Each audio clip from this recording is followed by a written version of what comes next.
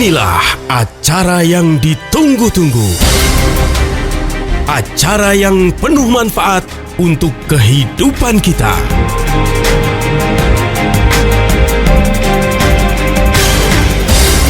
Kiat sehat, awet muda tanpa obat. Hai, halo Ziman Lovers. Ketemu lagi kita hari ini pastinya di Kiat Sehat Awet Muda Tanpa Obat persembahan Ziman. Enzim antioksidan yang diproses dingin. Udah semua kemarin lomba 17-an ya, semuanya udah pada dapet trofi ya. Ada yang panjat pinang ya, udah ngerasain ya bagaimana perjuangan untuk mencapai sesuatu ya. Tapi termasuk kemarin itu menjadi salah satu parameter kita sebetulnya sehat apa enggak. Baru lari sebentar, ternyata udah ngos-ngosan nih ngapain tuh. Baru lompat karung. Tanya tuh kenapa jauh banget dari mikrofon sih? Jauh ya? Oh iya, tapi kedengerannya lucu juga. Kedengeran tapi kecil. Pak Yanto dapat hadiah apa? Saya dapat hadiah berapa dolar gitu ya, kurang lebih. Serius? $1,000. Cuma serius? Masalahnya masih belum digunting-gunting hadiahnya. Masih lembaran. Masih lembaran ya. Pokoknya memang ada kebahagiaan yang kita rasakan kemarin dalam gegap gempita 17-an. Tapi setelah itu selesai ya kita biasa lagi melakukan aktivitas sehari-hari seperti biasa. Apalagi kalau yang punya sakit ya kan, udah ngerasain penderitaannya lagi. Kemarin sedikit terhibur.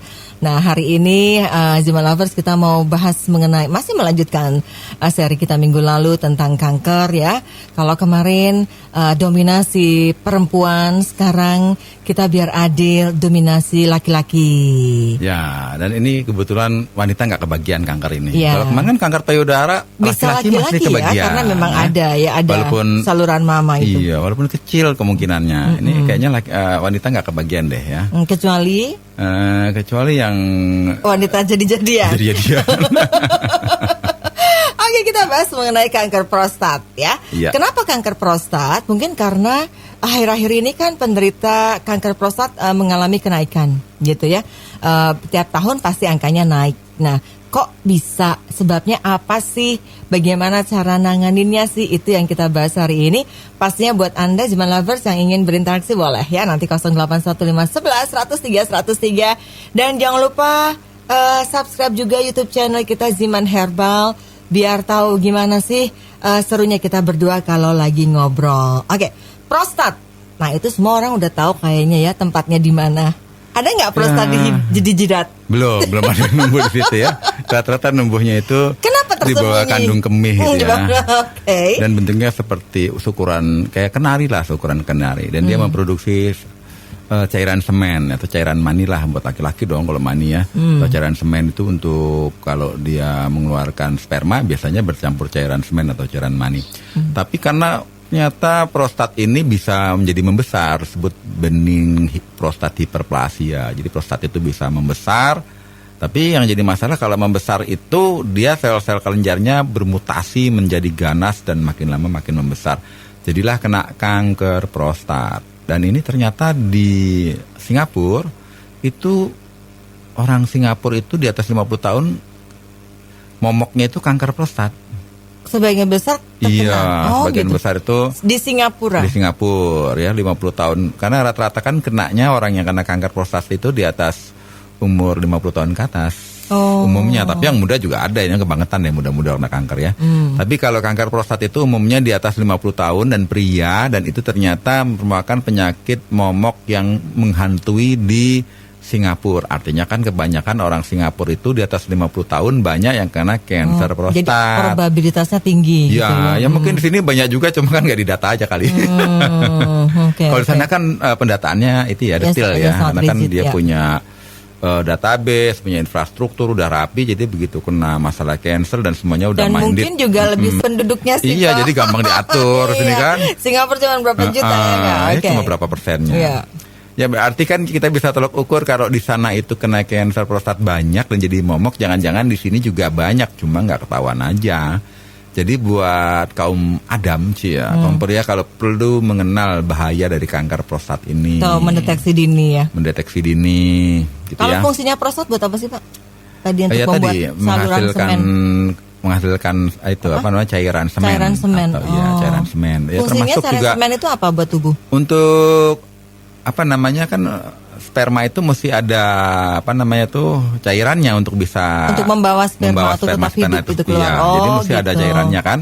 Oke. Dan kemudian juga untuk melicinkan, untuk buang air kandung kemih kan juga mesti dia ada pelicinnya kan, termasuk diantaranya cairan itu. Nah, istilahnya cairan semen ya. Iya. Kirain bisa buat bangun gedung gitu. Ya kalau sedikit nggak bisa kan. Bisa buat bangun manusia berikutnya. Iya, manusia berikutnya. Oh ya, jadi ini bisa terjadi kanker, sebabnya apa? Nanti kita cari tahu lebih banyak ya. Dan tadi kata Pak Nyoto, mesti waspada buat Anda usia 50 tahun ke atas karena ini probabilitasnya tinggi. Kadang ada orang mikir jangan-jangan itu cuma karena ngempet pipis kelamaan jadi bisa kanker prostat. Karena jujur memang kalau terkena kanker prostat atau ada masalah dengan prostat kan buang air kecilnya jadi susah ya Pak ya? Iya betul. Oke, nanti kita akan bahas lebih jauh ya. Jangan kemana-mana, stay di sini. Kiat Awet Muda Tanpa Obat masih akan kembali setelah break.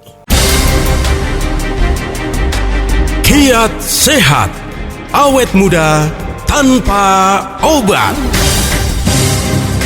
Jadi, buat para ayah, ini adalah kesempatan buat Anda semakin tahu. Tapi bukan berarti mamanya nggak tahu ya. Ibu tetap harus tahu biar aware gitu ya. Kalau misalnya melihat ada tanda-tanda yang menuju ke arah kanker prostat dari suaminya. Jadi kita masih bahas mengenai kanker prostat. Silahkan yang pengen nanya boleh 081511 103 103. Jangan lupa ya, tonton dong Nena sama Naruto. Sama Pak Nyoto di YouTube channel kita Ziman Herbal. Oke. Tadi katakan bahwa prostat ini fungsinya adalah untuk memproduksi saluran semen, cairan semen, di mana semen ini adalah cairan yang untuk hidupnya sperma dan juga memperlancar air pipis gitu ya. Nah, terus kanker prostat buat laki-laki pasti ini menjadi sebuah bencana besar gitu ya, karena besar. Memang menyerangnya pada bagian reproduksi ya. Bagian vital yang memang menjadi Pak, ibaratnya kayak laki-laki itu akan merasa dia hebat, ketika dia juga punya performa yang gitu kan. Nah, ketika kena kanker prostat itu pasti menjadi sebuah bencana gitu ya, kayak nggak bisa terima. Nah, sebetulnya bisa nggak sih kita mendeteksi ciri-ciri kalau menuju arah kanker prostat itu apa? Kan ada gejalanya ya, namanya juga kalau prostat membesar kan dia akibatnya menekan saluran ureter ya, atau saluran kandung kemih buat itu ya, kencing ya. Akibatnya biasanya dia sulit buang air kecil, pingin buang air kecil ternyata gitu ya, karena kan mungkin sarafnya juga tertekan, udah nggak normal lagi di sistem sarafnya. Kemudian juga malam malah sering buang air kecil, ya mirip orang diabetes ya, tapi dia bukan diabetes, tapi bawaannya ke kamar kecil terus. Tapi begitu ke kamar kecil tapi tidak bisa dikeluarkan ya kan, karena kan dia membesar, dia punya prostat. Nah, yang menyedihkan itu kalau dia lagi ereksi itu malah kadang-kadang sakit. Nah, yang lebih parahnya lagi kalau udah buang air seni tiba-tiba bercampur darah atau mengeluarkan sperma juga bercampur darah, ya itu mungkin prostatnya, hiperplasianya udah parah. Udah lumayan ke arah yang parah ya. Kemudian kalau udah seperti itu kan repot kalau dia untuk berhubungan gitu ya. Itu gejala-gejalanya. Jadi kalau buang air kecilnya udah susah ataupun dikeluarnya sedikit-sedikit ya kan. Kemudian juga nggak bisa tuntas gitu kalau buang air kecil ya. Malam hari suka berkemih ya kan. Kemudian juga kalau buang berkemih juga tiba-tiba ada darahnya. Kemudian juga dikeluar cairan sperma juga ada darahnya. Dan malam itu yang nggak nyaman itu suka nyeri di punggung. Jadi kalau di punggung itu udah nyeri-nyeri ya, itu berarti jangan-jangan gejala nyeri di prostat. Punggung jadi kayak orang sakit ginjal gitu Pak. Iya, sakit-sakit di punggung, pegal-pegal, nyeri gitu ya. Nyeri punggung ya kan, terutama waktu lagi istirahat gitu kan. Nah, itu kita harus waspada, jangan-jangan kita punya gejala dari penyakit prostat itu. Seperti itu. Dan kalau udah nggak nyaman seperti itu ya biasanya kan tambah stres. Pastilah. Nah masalahnya begitu tambah stres, cancer itu berkembang pesat Ganas, di lingkungan yang lagi orang stres. Ya kan, tapi gimana nggak stres orang kena penyakit yang dong, seperti ibarat itu. kata mau buang air kecil susah, itu kan udah Iya. stres Pak. Nggak lancar, pasti tujuh rasanya kan nggak enak ya pasti ya. Betul, dan itu juga menyebarnya cepat karena dia menyebarnya melalui kelenjar limfe ya. Biasanya nanti menyebar ke panggul juga bisa ya.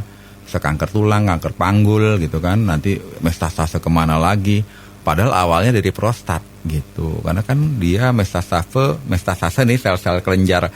Jadi sel-sel kelenjar prostat yang udah berubah sifat menjadi liar, menjadi mutan, dia membesar terus, membelah diri tanpa bisa dihentikan, terkendali, jadi makin lama makin membesar. Juga dia bermetastase mempengaruhi organ yang lain seperti panggul gitu ya, seperti pinggang gitu ya, terus tulang dan sebagainya. Nah ini yang mesti dipaswaspadai. Jadi jangan sampai stadiumnya itu sampai stadium 3, karena kan gejalanya kadang-kadang disepelekan, cuma buang air kecilnya susah-susah dikit. Padahal itu udah kelenjar kanker prostat. Walaupun kita punya masalah laki-laki ya, di kepala 5 ke atas itu kan hiperplasia prostat, pembesaran prostat gitu ya. Itu juga hiperplasia prostat itu harus diwaspadai, jangan sampai menjadi kanker gitu loh. Itu dia bengkak, kok bisa bengkak kenapa? Apakah ada infeksi atau apa? Jadi pembengkakan prostat itu kalau secara kanker ya, karena sel-sel kelenjar prostatnya itu memang dia itu bermutasi menjadi ganas. Ada yang bilang karena faktor genetik juga bisa gitu. Tapi kan faktor genetik juga mesti ada pemicunya. Nah pemicunya ini yang kita sebut, nanti kita bahas kenapa sih laki-laki itu ada yang normal-normal aja, ada juga yang kena kanker prostat gitu ya. Tapi sih kalau dari pengalaman orang yang terkena kanker prostat, itu sebagian besar bukan sekedar genetik. Pola makan orang yang kena kanker itu biasanya makanannya kebanyakan makanan yang sudah mengandung karsinogenik. Nah kan banyak tuh orang yang hobinya cari makanan yang enak-enak, yang bakar-bakaran, yang goreng-gorengan ya. Nanti kita bahas kemudian deh. Oke, jadi kita mau cari tahu sebabnya apa sih yang memicu terkenanya kanker prostat. Kita kembali setelah break. Kiat sehat, awet muda tanpa obat. Makanya mesti hati-hati ya, Zima Lovers ya, jangan sampai pada titik kita menjadi pasien yang kanker prostat. Ini menyedihkan sekali, sakit sekali, dan juga potensi resignnya tinggi ya kalau udah kanker itu ya. Oke. Sebabnya apa sih Pak Nyoto kanker prostat itu? Kalau tadi kita sudah tahu tuh gejala-gejala, ciri-cirinya. Nah sebabnya sendiri apa? Jadi biasanya sih kena faktor risiko ya buat mereka yang kena kanker prostat kan di atas umur 50 tahun. Walaupun nggak menutup kemungkinan di bawah umur 50 tahun kena kanker prostat juga. Bisa juga ya. Kemudian faktor genetik, kemudian faktor etnis gitu ya. Kalau etnis Tionghoa lebih banyak yang kena kanker prostat kalau di Singapura daripada yang pribumi. Kemudian juga karena genetik pasti dia cek dong memiliki riwayat nggak keluarga yang mengidap kanker prostat. Kalau ada ya kita punya risiko besar ya. Kemudian obesitas, jadi orang yang obesitas lelaki itu umumnya juga risiko kena kanker prostatnya besar. Kemudian gaya hidup yang suka merokok, konsumsi alkohol berlebihan, konsumsi makanan ultra processing ya, makanan yang karsinogen lah, yang udah makanannya enak-enak tapi udah diproses secara kimiawi gitu ya. Kemudian juga kalau lelaki pernah vasektomi gitu ya, itu vasektomi itu dikebiri maksudnya gitu ya, karena bahasa vasektomi kelewat repot ya. Kalau lelaki yang dikebiri nggak pingin punya anak lagi, dia dikebiri ya, di vasektomi, itu malah kena resiko itu loh sebenarnya, kanker prostat. Oh gitu. Kenapa begitu Pak? Ya mungkin gimana ya kok bisa kayak begitu ya, saya sendiri juga kurang jelas kenapa bisa demikian ya. Tapi mungkin karena dia sudah mengoperasi saluran spermanya kan ya, biar ditutup jadi nggak membuahi ya, malah kena kanker prostat resikonya. Kemudian laki-laki yang kena penyakit menular tapi penyakit itu ya, seksual gitu ya. Jadi kalau udah pernah kena sipilis gitu, kena gonorea atau raja singa, raja apa lagi ya, kena HPV gitu-gitu, malah risiko kena kanker prostat itu lebih besar. Jadi ternyata diinfeksi virus seperti HPV, infeksi filis, gonorea gitu ya, infeksi bakteri ataupun itu ya, kena penyakit menular seksual untuk lelaki, itu punya risiko besar kena kanker prostat. Ya, jadi kalau udah seperti itu ya harus waspada. Tapi itu kan dilihat dari segi umumnya ya. Tapi ternyata dilihat dari segi psikis, mereka yang beban kerjanya berat, faktor emosinya tinggi, faktor tekanannya tinggi atau stres, itu juga punya risiko kena kanker prostat untuk lelaki, ya kan? Jadi kalau udah kena gejala-gejala seperti itu ya, pengen buang air kecil melulu, tapi air kecilnya nggak keluar. Hanya pun keluar sedikit-sedikit ya, atau tidak bisa menahan air seni juga sama, ya kan? Begitu mau berhubungan, diereksi jadi panas atau nyeri gitu ya. Begitu keluar rasanya juga ada cairan darahnya, baik pun keluar urin juga sama. Nah itu kan kita udah waspada nih, udah nyeri punggung gitu ya. Wah jangan-jangan ada gejala pembesaran prostat. Ternyata bukan sekedar pembesaran prostat, bisa jadi kanker prostat itu sendiri. Itu kan yang mesti dihindari ya. Jadi kalau udah punya masalah seperti itu ya, kalau bisa kita harus rubah pola hidup kita, gaya hidup kita, dan cari solusi yang bisa meredam agar kanker prostatnya tidak berkembang kan gitu ya. Kalau di dokter kan biasanya ya dioperasi, habis itu diradiasi, habis itu di kemoterapi ya kan. Itu secara otomatis juga akan berpengaruh terhadap kualitas kejantanan laki-laki. Bahkan nggak bisa ya mungkin Pak. Tapi teman saya yang dokter bandel banget. Kenapa sih orang bisa kena pembesaran prostat? Ya karena nggak pernah dipakai katanya. Oh, emang ngaruh juga kah begitu? Ya nggak tahu ya. Mungkin ya kalau memang bisa berpengaruh kalau misalnya laki-laki itu, maaf, misalnya dia memang tidak bisa ereksi gitu ya. Jadi bukan, otomatis kalau dia tidak pernah tersalurkan mungkin ya. Ya kalau tidak bisa ereksi kan nggak bisa tersalurkan otomatis dong Pak. Iya betul. Kasihan juga ya. Nah jadi itu ciri-cirinya. Tapi kalau gaya hidupnya sehat, olahraga rutin gitu ya. Setelah olahraga juga pola makan sehat, pola pikir juga pola pikir yang jauh dari stres. Ya saya rasa jauh ya dari kanker prostat, walaupun secara genetis dia juga punya saudara yang kena kanker. Tapi kan dari kitanya sendiri nih, kalau bisa bagaimana menjauhi diri kita dari masalah kanker tersebut. Karena kalau udah kena kanker prostat, yang kita khawatirkan kan dia bermetastase di kelenjar limfe, sel-sel kelenjar prostatnya sudah bermetastase, dia masuk ke aliran kelenjar limfe, beredar di aliran darah, aliran kelenjar limfa, nanti nyangkutnya di tulang panggul dah yang paling dekat. Nah, tulang panggul kita juga hancur kena kanker. Dari mana sumbernya? Prostat kan gitu. Jadi sejak dini dari tahap awal, begitu kita punya gejala seperti itu ya kita mesti periksa medis. Ya. Tapi selain itu bagaimana untuk mencegah? Nanti kita bahas tentang suatu cara bagaimana kita terhindar dari kanker, tapi dengan cara gaya hidup, pola makan hidup, dan ada suplemen yang membuat kita mencegah terkena kanker. Kalau misalnya faktor penggunaan CD, nah itu ada ngaruh nggak sih Pak? CD-nya? Katanya kualitas CD-nya mungkin terlalu ketat, atau bahannya terlalu panas, atau apa gitu. Saya dengar sih bisa berpengaruh juga kemudian menyebabkan kanker, iya nggak sih? Ya kemungkinan selalu ada, tapi kan kalau seandainya terlampau ketat gitu ya, yang jadi masalah itu kan di testis biasanya, ya kan? Kalau dia tuh kan, ya kalau ketekan kan dia memang kenapa bentuknya di luar, nggak bisa di dalam tubuh kita, karena dia suhunya mesti lebih rendah dibandingkan suhu tubuh, makanya bentuknya mesti di luar. Kalau enggak dia tidak menghasilkan sel sperma yang bisa membuahi sel sperma, karena faktor panas tubuh. Jadi nggak ada berpengaruh terhadap prostat ya? Ya, nggak ada, karena kan kanker prostat itu ada di dekat kandung kemih, di sekitar uretra gitu ya, di dalam ya kan, dan itu yang memproduksi kelenjar semen atau kelenjar air mani ya. Dan itu kalau dia membesar ya gejalanya tadi, lama-lama kalau menjadi kanker, waduh susah deh kalau kita mau buang air kecil jadi sakit ya. Jadi ini tadi statement Pak Nyoto bahwa sebetulnya jarang berhubungan itu belum tentu menjadi pemicu kanker prostat ya. Tidak selamanya. Mungkin ada, tapi belum ada penelitian lebih jauhnya mengenai hal itu. Oke deh, makanya jangan jarang ya Pak Nyoto. Iya dong, rajin. Harus rajin, nggak cuma itu rajin menabung. Rajin gitu ya. Pangkal pandai. Rajin pangkal sehat.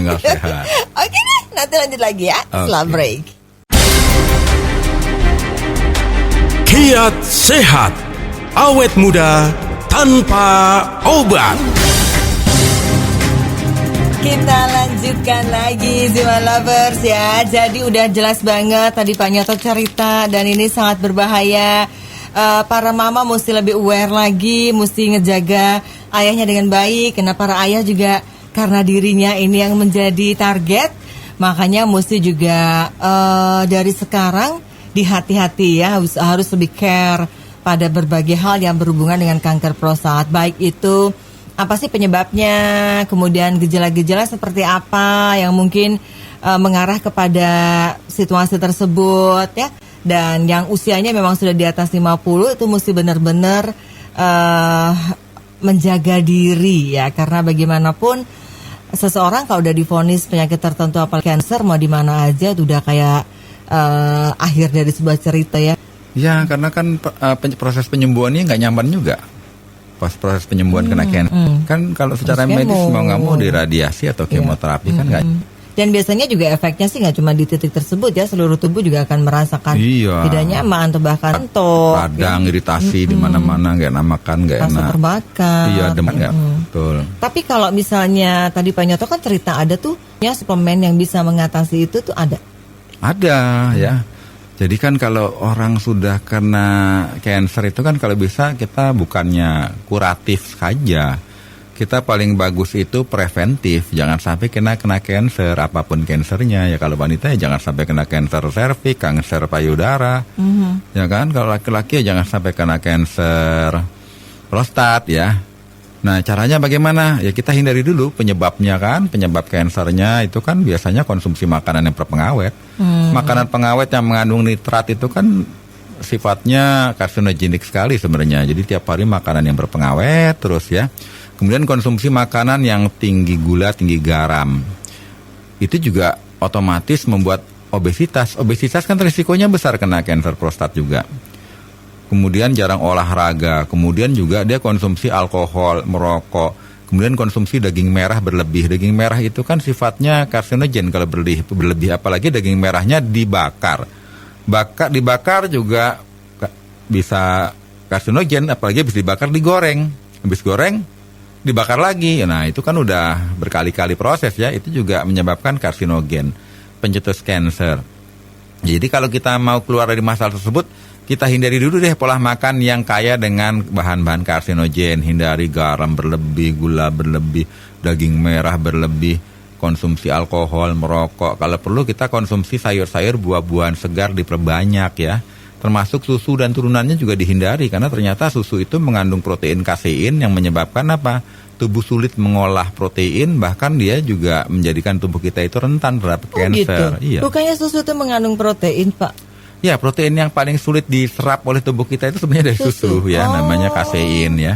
Jadi protein susu karena sulit diserap kan dia menguras energi tubuh kita, termasuk enzim kita dikuras, yang mestinya enzim itu digunakan untuk melawan kerusakan daripada sel-sel kita yang bermutasi sampai ke tingkat DNA.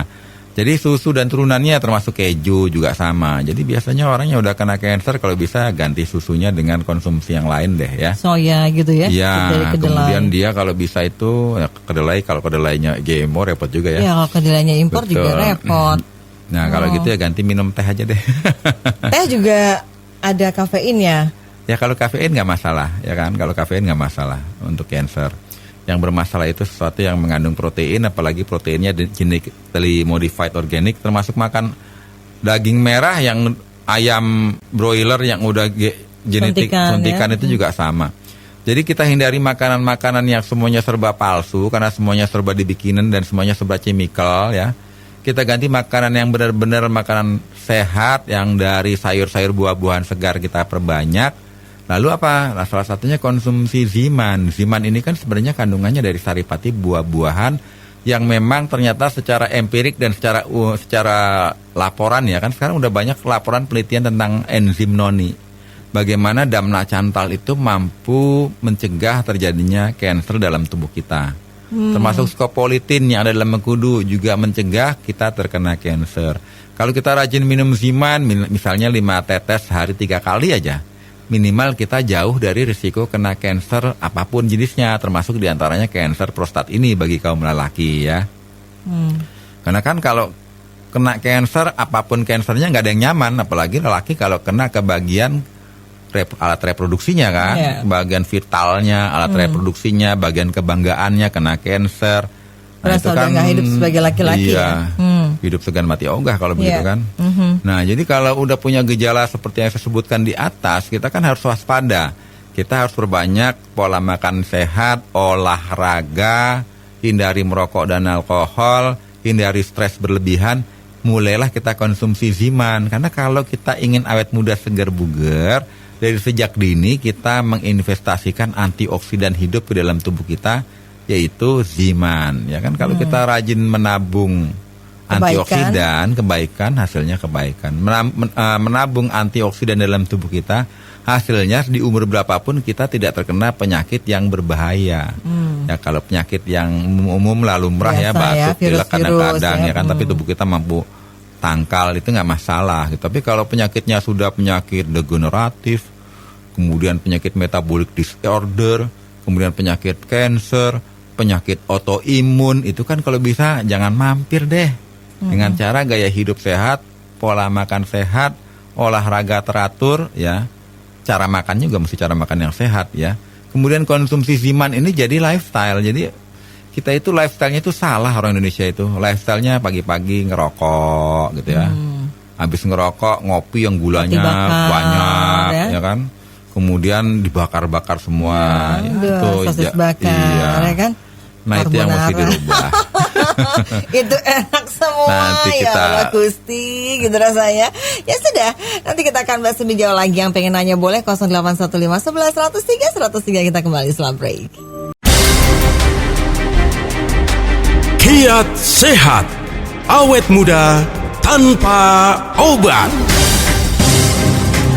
Makanya sedari sekarang harus betul-betul menjaga asupan ya, karena kalau kita bicara sih kadang-kala gini loh Pak Nyoto, masyarakat sekarang itu rasanya makan apa aja tuh udah nggak aman ya. Misalnya ayam-ayam negeri itu kan udah banyak banget tuh ya suntikan hormonnya, daging merah katanya juga nggak sehat. Sayuran-sayuran pun sekarang juga pupuknya juga mungkin banyak pupuk-pupuk kimia. Betul. Ya kan. Pokoknya ya makanan-makanan minuman juga banyak tuh yang nggak sehat.